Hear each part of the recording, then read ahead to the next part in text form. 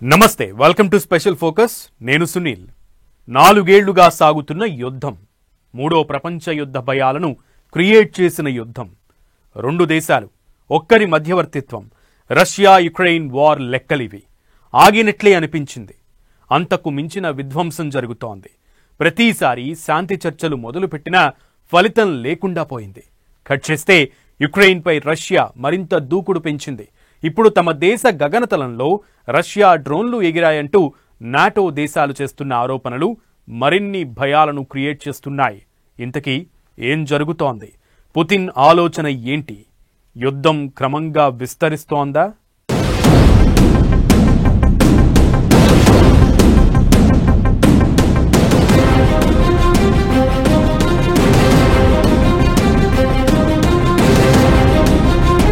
Ukraine పై దూకుడు పెంచిన Russia, drone దాడులతో షాక్ల మీద షాక్లు.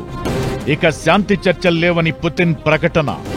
నాటో దేశాల గగనతలంలో రష్యా డ్రోన్లు. పుతిన్ ఆలోచన ఏంటి? ఎందుకిలా? యుద్ధాన్ని క్రమంగా విస్తరిస్తున్నారా? నాటో దేశాలను యుద్ధంలోకి లాగుతున్నారా?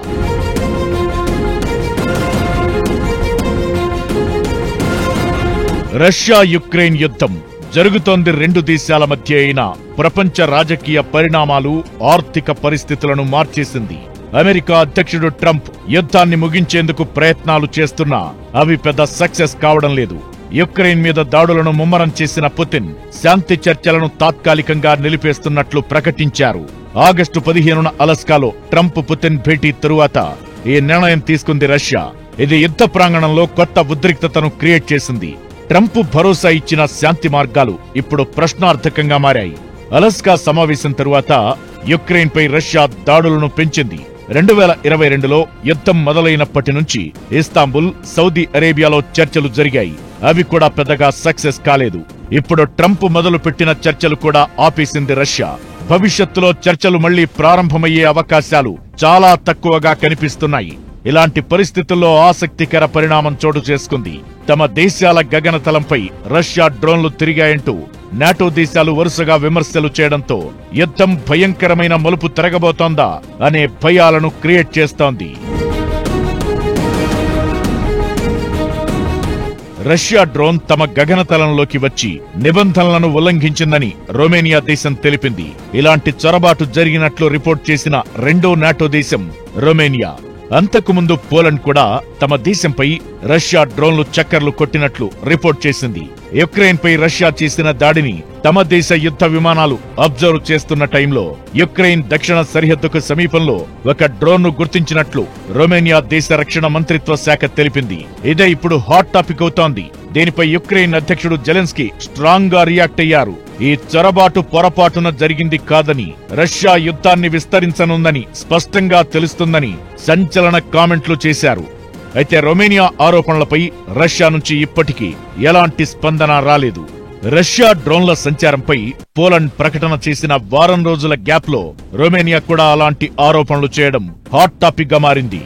డానుబేలోని యుక్రెయిన్ మౌలిక సదుపాయాలపై రష్యా వైమానిక దాడులు చేసిన తరువాత యుక్రెయిన్ తో తమ దేశానికి ఉన్న సరిహద్దును గమనిస్తున్నప్పుడు మాస్కో డ్రోన్ను గుర్తించినట్లు రొమేనియా రక్షణ మంత్రిత్వ శాఖ ప్రకటించింది. రాడార్ నుంచి అది అదృశ్యమవ్వడానికి ముందు చిలియా వెచే గ్రామానికి నైరుతి దిశలో 20 కిలోమీటర్ల దూరంలో డ్రోన్ కనిపించింది. ఎక్కువ జనాభా ఉన్న ప్రాంతాలపై ఇది ఎగరలేదని రొమేనియా డిఫెన్స్ తెలిపింది. యూరోపియన్ యూనియన్ సభ్యదేశ సార్వభౌమత్వానికి చెందిన మరో ఆమోదయోగ్యం కాని ఉల్లంఘన ఇదని EU అంటోంది. రష్యా డ్రోన్ల విషయంలో పోలాండ్ కూడా తన ఆందోళనలను వ్యక్తం చేసింది. గగనతలంలో పోలాండ్తో పాటు దాని మిత్ర దేశాలు నివారణ చర్యలను ప్రారంభించాయని ఆ దేశ ప్రధాని ప్రకటించారు. భూతలంపై ఎయిర్ డిఫెన్స్ సిస్టంలు కూడా సిద్ధంగా ఉన్నట్లు వివరించారు. పోలాండ్ గగనతలంపై తమ డ్రోన్లు కనిపించాయన్న ఆరోపణలపై రష్యా గతంలో రియాక్ట్ అయింది. పోలాండ్ భూభాగంపై ఉన్న సదుపాయాలను లక్ష్యంగా చేసుకోవాలనే ఉద్దేశం తమకు లేదని తెలిపింది. తమ నావిగేషన్ సిస్టంలు జామ్ కావడంతో ప్రమాదవశాత్తు పోలాండ్ గగనతలంలోకి డ్రోన్లు ప్రవేశించినట్లు రష్యా మిత్రదేశం బెలారస్ చెప్పింది. సెప్టెంబర్ 10న పోలాండ్ గగనతలంలోకి రష్యా డ్రోన్లు ఎంటర్ అయ్యాయి. వారం రోజులు కాకముందే ఇప్పుడు మరో నాటో దేశమైన రొమేనియా ఎయిర్ స్పేస్ లోకి రష్యన్ డ్రోన్లు ఎంటర్ కావడం యుద్ధాన్ని కొత్త మలుపు తిప్పడం ఖాయంగా కనిపిస్తుందనే అభిప్రాయాలు వినిపిస్తున్నాయి. ఈ విషయాన్ని యుక్రెయిన్ అధ్యక్షుడు జెలెన్స్కీ ఆయుధంగా మార్చుకుంటున్నారు. మాస్కోపై కఠిన ఆంక్షలు విధించాలని ఇప్పటికే పశ్చిమ దేశాలను అభ్యర్థిస్తున్న ఆయన డ్రోన్ల సంచారాన్ని మరింత హైలైట్ చేసే ప్రయత్నం చేస్తున్నారు. పుతిన్ నిజంగా యుద్ధాన్ని విస్తరించాలని అనుకుంటున్నారా?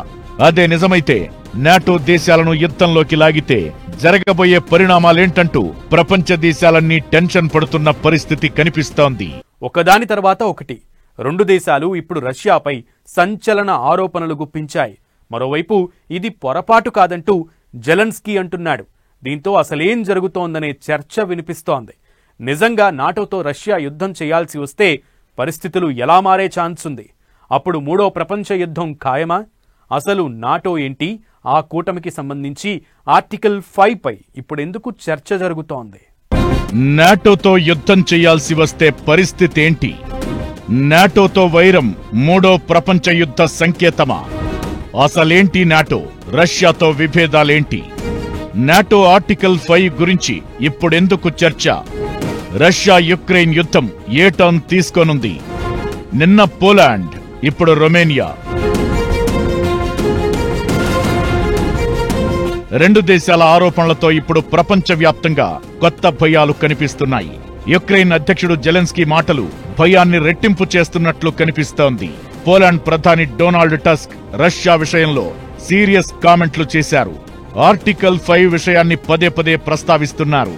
నాటో అంటే నార్త్ అట్లాంటిక్ ట్రీటీ ఆర్గనైజేషన్. 1949లో 12 దేశాలతో కలిసి ఏర్పడింది. ఇప్పుడు సభ్య దేశాల సంఖ్య 32కు చేరింది. ఈ కూటమికి సొంత సైన్యం లేదు. అయితే అంతర్జాతీయ సంక్షోభాలను ఎదుర్కొనేందుకు సభ్య దేశాలన్నీ కలిసి సైనిక చర్య తీసుకునే అవకాశముంటుంది. ఇక నాటో కూటమి ప్రధాన సూత్రాల్లో ఆర్టికల్ 5 కీలకం. నాటోలోని ఒక్క దేశంపై దాడి జరిగినా సభ్య దేశాలన్నింటిపై దాడి జరిగినట్లే పరిగణిస్తారు. ఇప్పుడు పోలాండ్ ప్రధాని ఈ ఆర్టికల్ గురించి పదే పదే ప్రస్తావించేది అందుకే. నాటో ఫోర్సెస్ చార్టర్లో రూల్ నెంబర్ 5లో చార్టర్ నెంబర్ 5లో ఒకటి ఉంది.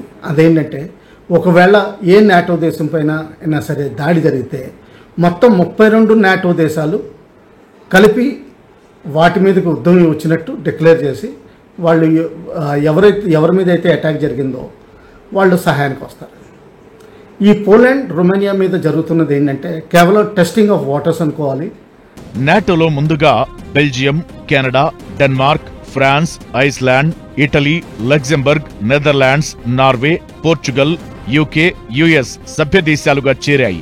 తరువాత దశల వారీగా Greece, Turkey, West Germany, Bulgaria, Estonia, Latvia, Lithuania, Romania, Slovenia, Albania, Croatia, Montenegro, North Macedonia, చెక్ రిపబ్లిక్, హంగరీ, పోలాండ్, స్పెయిన్ చేతులు కలిపాయి. రష్యా యుక్రెయిన్ యుద్ధం మొదలయ్యాక ఫిన్లాండ్ నాటో జాబితాలోకి చేరింది. నాటోకు అపారమైన సైనిక శక్తి ఉంది. మొత్తం 33 లక్షల మంది సైనికులు ఉన్నారు. వీరిలో 8 లక్షల మంది యాక్టివ్ దళాలు. ఇందులో అమెరికా సైనికులు 13 లక్షల వరకు ఉన్నారు. నాటోలోని 30 సభ్య దేశాలు 2021లో $1,174 బిలియన్ సైన్యంపై ఖర్చు పెట్టాయి. అలాంటిది నాటో కూటమితో పుతిన్ యుద్ధం కోరుకుంటున్నారా? వార్ జరిగితే పరిస్థితేంటన్న ఆలోచనే ఇప్పుడు ప్రపంచవ్యాప్తంగా భయాలు క్రియేట్ చేస్తోంది. యుక్రెయిన్ ఆ కూటమిలో చేరితే తమ దేశ సరిహద్దులోకి నాటో బలగాలు వచ్చే ప్రమాదం ఉందని పుతిన్ ఈ యుద్ధం మొదలు పెట్టగా 4 ఏళ్లుగా కంటిన్యూ అవుతూనే ఉంది. నాటో చేపట్టే ఎలాంటి కార్యక్రమమైనా రష్యాకు కోపమే. నాటో తూర్పు దిశగా విస్తరించడాన్ని రష్యా అంగీకరించడం లేదు. తమ సరిహద్దు దేశాలను నాటోలో చేర్చుకోవడం కూడా రష్యా నాటోకు మధ్య శత్రుత్వం పెంచుతోంది. నాటో కూటమితో రష్యా యుద్ధం చేయాల్సి వస్తే అది ప్రపంచ యుద్ధానికి దారితీసే అవకాశం ఉంటుందనే అభిప్రాయాలు వినిపిస్తున్నాయి. అయితే అంత ఈజీ కాదని, రష్యా నాటో యుద్ధం ప్రారంభమైన అమెరికా ఎంటర్ కానంత వరకు అది ప్రపంచ యుద్ధంగా మారే అవకాశం ఉండదని మరికొందరి అభిప్రాయం. అమెరికా రంగప్రవేశం చేస్తే అది ప్రపంచ స్థాయికి వ్యాపిస్తుందని, మొత్తం పరిణామాలను మార్చేస్తుందని చెబుతున్నారు. నాటో తరపున అమెరికా దిగితే రష్యాకు మద్దతుగా చైనా, ఉత్తర కొరియా, ఇరాన్ లాంటి దేశాలు పాల్గొనే అవకాశం ఉంటుందని, అప్పుడు ప్రపంచ యుద్ధం వచ్చేసినట్లే అనేది చర్చ జరుగుతోంది.